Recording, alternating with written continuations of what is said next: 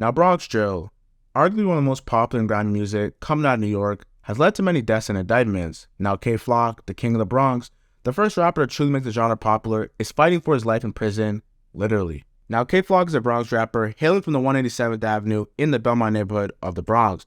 He began rapping in 2020 due to him being in the streets. His credibility and raw rapping ability brought attention to his music. His breakout song Is You Ready is the #1 streamed Bronx drill song ever, and is a song that made him a public figure worldwide. K Flock appeared at Rolling Loud with his mans Be Love and WB, and they began to have some of their own shows going city to city. Just as K Flock did a taste of his own fame, and being a worldwide star at 18, he would lose his freedom to an alleged murder.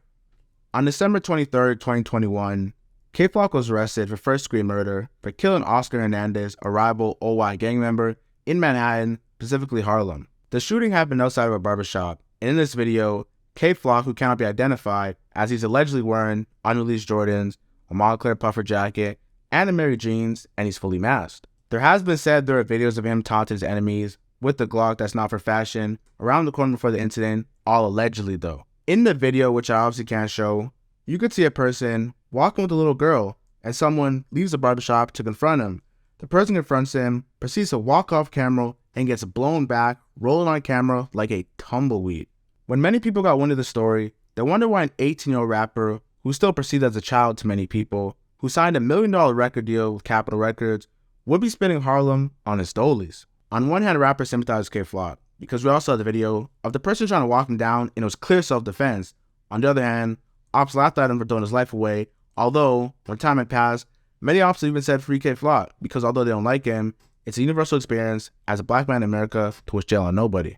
There's no easy way to say this. The state murder charges against K Flock has taken a turn for the worst. K Flock has been indicted by the feds on federal RICO charges, which leads to a mandatory minimum of life in jail or mandatory maximum of the death penalty. Speaking on this case absolutely hurts me, due to the fact K Flock is really a rising star, and me knowing the system will make an example out of him makes it even worse. If this was any other state other than New York or Cali, K Flock wouldn't even be in jail. It's like New York City's gun laws are so strict.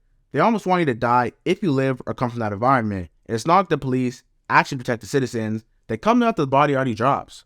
The indictment reads, 8 members of Bronx Gang 7th Side and 3rd Side charged of murder, racketeering, and related violent offenses. The United States Attorney of Southern District of New York announced unsealing today of an indictment charging Kevin Perez, aka K Flock, Devin Mason, aka BJ, Irvin Beaumont, aka EJ, Nicholas Johnson, aka Nick, Sean Smith, aka Sticky, and Josie Castro, aka Jesse, with racketeering conspiracy and other crimes related to the membership in 7th Side or DOA, a street gang based in the Bronx. This also explains why K Flock's state murder case court dates kept getting pushed back, because the state had an extremely weak case, and K Flock had a decent chance of beating the murder, getting off of manslaughter and most. Just like the state murder case, this federal RICO is even weaker than the state murder case in my opinion. However, the threshold for conviction is even lower. Deeper into the indictment it reads, from at least 2019 to 2022, members of 7th Side and 3rd Side, 2 street gangs based in the 40th precinct in the Bronx, New York, allow one another to terrorize own surrounding neighborhoods by committing indiscriminate shootings against members of rival street gangs. Members of the gangs also promoted gangs and gun violence on social media through music they created and promoted, which references real acts of violence.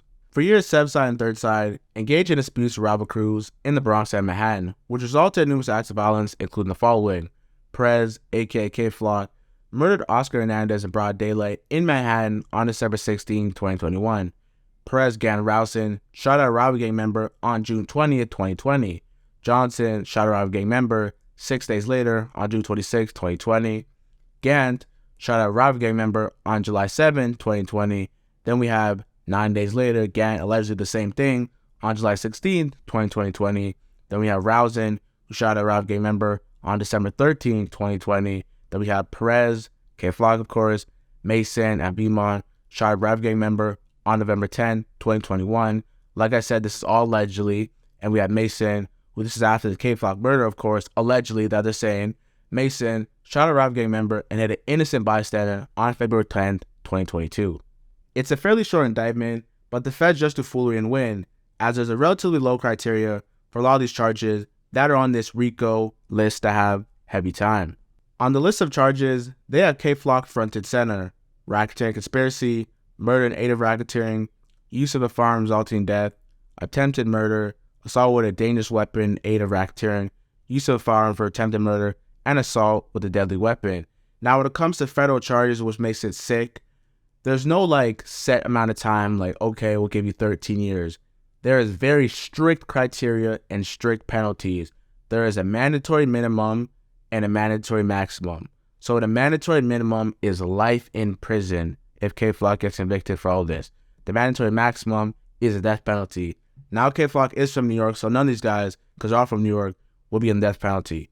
But life in prison at 19 years old is crazy. I couldn't imagine one day waking up, seeing my name on an indictment paper next to mandatory life in prison or death. That will never be okay or real. The other alleged DOA associates of K Flock have similar charges such as racketeering conspiracy, attempted murder and assault with a dangerous weapon, and aid of racketeering, use of a firearm for attempted murder, and assault with a dangerous weapon. And their penalties, of course, are a mandatory maximum of life in prison and a mandatory minimum of 20 years, direct consecutive to other sentences. So it's not as bad because, of course, it doesn't have death involved, but life in prison is still very serious. K Flock has the best of the best representing him. Jeffrey Lichman, who's actually formerly El Chapo's lawyer, is K Flock's defense lawyer. He's been maintaining a good press image for K Flock, doing the media, helping people sympathize with him, as people already naturally sympathize with him. As of last week, he basically gave an update on the whole case and the potential options K Flock has, so listen carefully. Think of that, or could you explain the charges for us? Well, it's a death-eligible case. It doesn't mean that it's actually going to become a death penalty case. He's charged with murder and aid of racketeering. He's charged with RICO conspiracy, various gun charges. I mean, it's obviously the most serious case you can have in the federal or even state system in America. But I'm not all that surprised because the case was originally a New York state matter. And it was just the murder that was charged along with the possession of the gun. And the case was incredibly weak. And frankly, I didn't think there was any chance that we were going to lose the murder charge because it was clear based on a video that was, there were videos all over the street. There were cameras, security cameras on when this occurred in the middle of the day. And it couldn't be more clear that this was an act of self-defense. So what I realized, eventually was that they just could not win that murder case. So what did they do? They're going to drop the state case and they're going to just transfer it to the federal system, and it allows them to charge all sorts of other violent acts as part of their RICO conspiracy charge.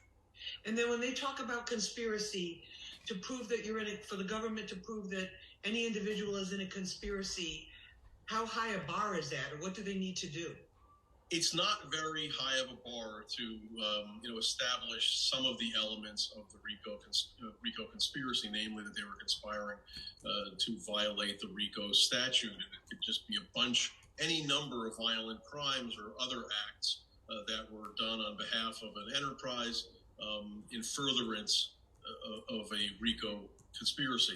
Now, that being said, they still have to prove, some of that individual conduct. They can't just throw a bunch of mud at the wall and hope that some of it sticks. What I believe is when the jury sees how incredibly weak their main charge is, I think it'll give them pause with regard to the rest of the charges. Now, that being said, I haven't seen any evidence except the evidence pertaining to the murder. So just to be clear, in terms of the original state murder case, that case no longer exists, or how do you explain that? I've been told that they're going to drop it because they're just going to take it into the federal case and only have one prosecution.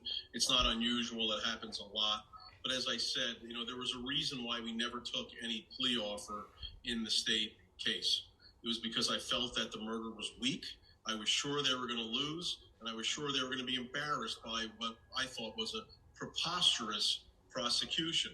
And the fact that this is now the linchpin of not only the federal case, this charge, but also is the charge that triggers a potential death penalty in this case. It's incredible. I mean, what I would say is the public should look at this video, see that Kevin Perez was clearly trying to just walk down the street, diffuse a situation, which was an armed gang member who bolted out of a barber shop to confront him.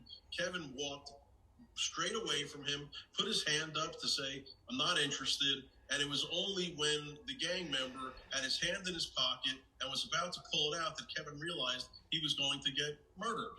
And when the victim hit the ground and they went through his pockets, what did they find? They found a loaded gun with one in the chamber that was meant for Kevin Perez. Now, we're not fools here in New York City, but if you know that a violent guy, a guy with a rap sheet a mile long, with all kinds of violence in it, is about to take out a gun and shoot you, what do? You have nowhere to go. There was nowhere for him to go. He was just a handful of feet away from the so-called victim.